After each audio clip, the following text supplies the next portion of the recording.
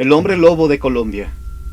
La tenue luz de las estrellas bañaba de plata el caserío mientras Colombia, Nuevo León, dormía arrullándose con el rumor del río, que al murmullo de sus aguas agregaba la canción intemporal que ranas y grillos entonaban acompañados de flautas y susurros de viento. La sinfonía nocturna cubría una gran franja de la llanura, y nada parecía poder romper la idílica paz de aquella noche de octubre de 1918.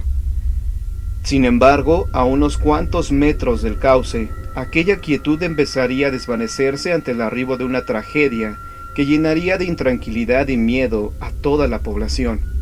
Pues más allá de las orillas del pueblo, un pobre jacal se estremeció al ser sacudida la gruesa puerta de mezquite por alguien que llamaba aporreando con desesperación las duras maderas. Una mujer en vigilia esperada por su esposo, y preocupada, quitó la tranca y aldabones, pero en su corazón guardaba la esperanza de que nada le hubiera sucedido. Al abrir, a la luz del quinqué lo vio recargado en el marco, agitado y pálido, con la camisa hecha jirones y bañado en sangre. Y un dolorido grito de mujer marcó el inicio de una triste leyenda que hoy todavía se cuenta entre la gente de esta población. Tras el sobresalto inicial, su esposa lo bañó y con fomentos de árnica lavó sus carnes desgarradas y lo hizo tomar algunos dientes de ajo para evitar la infección. Amorosa, veló su sueño y pasó la noche sentada ante la cabecera del lecho en que el hombre enfebrecido deliraba, contando entre sueños el ataque de un feroz lobo. Inés Perales era un jornalero que tenía como principal ocupación la recolección de leña, y aquella tarde había reunido la suficiente para abastecer los entregos y cubrir las necesidades del hogar por varios días. Al término de la jornada, se acercó a la mula para preparar los arreos de carga, pero el animal retrocedió lleno de nerviosismo. Luchó breves instantes para someterlo, pero al fin lo vio correr desbocado y con un extraño terror reflejado en la mirada. El leñador quedó encolerizado e impotente, preguntándose lleno de enojo el porqué de aquel espanto repentino. Un gruñido profundo y sonoro se oyó a su espalda para darle una pronta respuesta. Al dar media vuelta, enfrentó una bestia que ya volaba por los aires en busca de su garganta.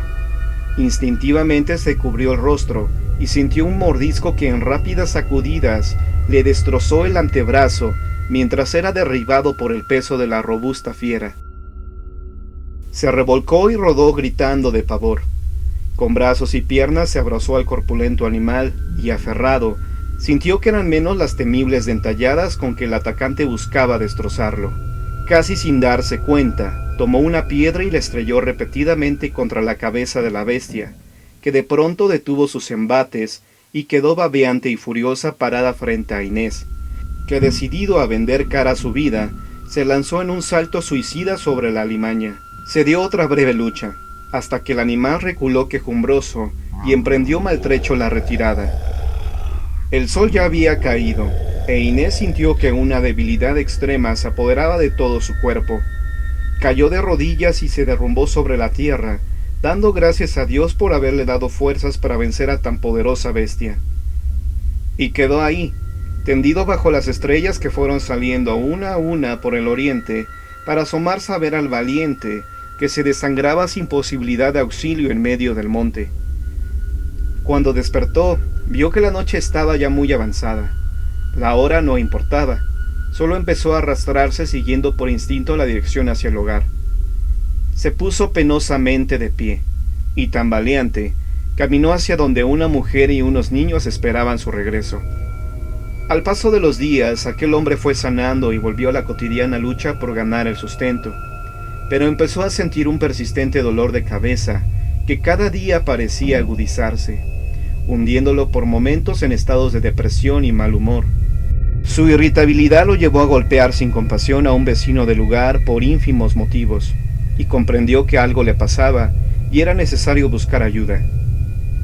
El 19 de octubre de 1918, el encargado político, subteniente Longinos G. García, escribió una carta dirigida al subsecretario de Gobierno del Estado de Nuevo León, pidiendo ayuda.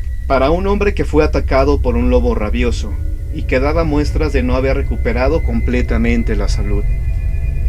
Los estados de ira se hacían cada vez más frecuentes y ya Inés Perales no podía encontrar trabajo.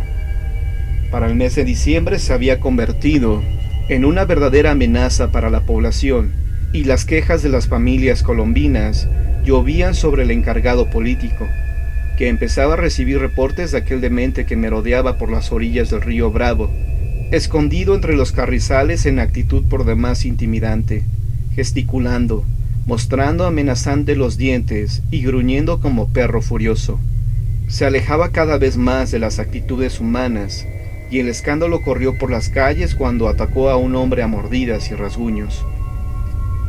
El suscrito Longinos G. García, en funciones de encargado político de la Congregación de Colombia, informa a usted lo siguiente.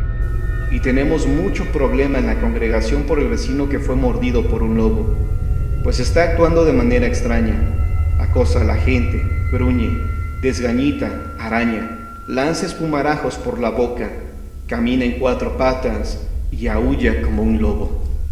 El encargado político jamás recibió respuesta del secretario de gobierno, así que decidió investigar personalmente en casa de Inés Perales.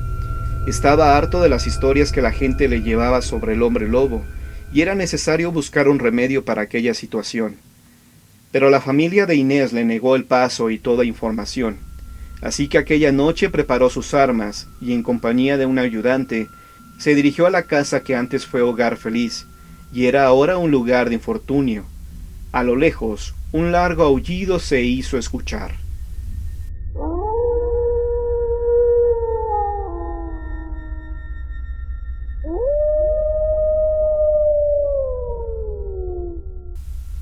Quizá más lobos merodeaban en busca de ganado.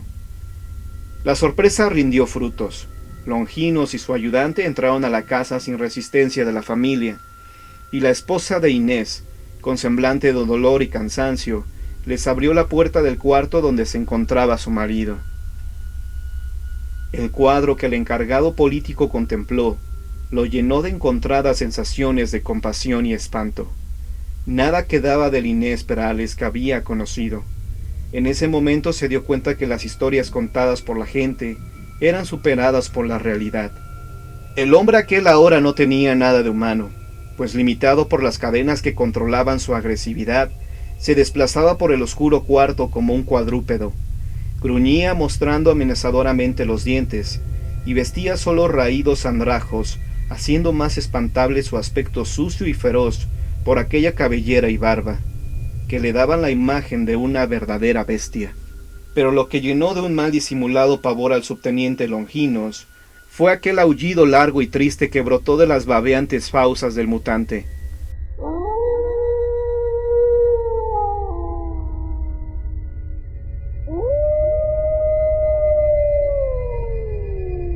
Quizá por el sincero deseo de ayudar a la atribulada familia, o tal vez para apaciguar los temores de la población espantada, el subteniente Longinos llevó al llamado hombre lobo a la única celda del pueblo, y ahí, tras las gruesas rejas de metal, lo mantuvo libre de cadenas, procurando darle los cuidados que la insensibilidad del gobierno del estado le negó al desgraciado.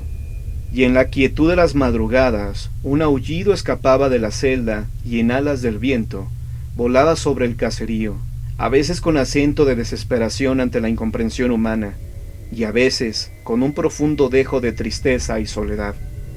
Con verdadera furia arremetía contra las rejas de acero, y sus estados de ferocidad se hacían más intensos en las horas de calor. Los cuidados se hacían cada vez más difíciles, y muchas veces la alimentación era imposible. Así, las semanas y los meses pasaron entre intentos por interesar a las autoridades por la salud de aquel pobre condenado. Tal vez cada carta era echada al archivo del olvido entre burlas de incredulidad que resonaban por los salones de cantera rosa del Palacio de Gobierno, mientras allá en la distancia un hombre se consumía día a día, al igual que aquel pueblo olvidado por el mundo, pegado a la frontera, pero lejos de todo. A finales de mayo de 1917, el encargado político recibió un comunicado de la Secretaría de Gobierno. Era una carta que llenó de coraje y náuseas el endurecido rostro del subteniente, hombre de armas y actor de innumerables batallas en la Revolución, que sin embargo nunca perdió la dimensión humana. Con furia y decisión tomó la pluma y escribió: Al secretario de gobierno. Pero muchas gracias por la ayuda que ofrece. El vecino mordido por un lobo rabioso. Hace ya 2 semanas que murió. ¿De qué murió Inés Perales? Tal vez una aguda anemia. Por la irregular alimentación tras las rejas lo fue consumiendo paulatinamente hasta acorralarlo y empujarlo hacia la única puerta de escape que le quedaba abierta: la muerte. O quizá fue un caso de demencia con desdoblamiento de la personalidad, que fue lo que lo llevó a actuar como lobo. ¿Fue un caso de hidrofobia que duró casi 8 meses? ¿Fue un auténtico caso de licantropía? En aquel tiempo la población no tuvo la capacidad para entender cabalmente los males que padeció Inés Perales, y solo se atuvo a los hechos como elementos de juicio. Un hombre que caminaba como un cuadrúpedo, que gruñía, que aullaba, que merodeaba por el monte al acecho de los humanos a los que atacaba con uñas y dientes. Solo podía ser un licántropo.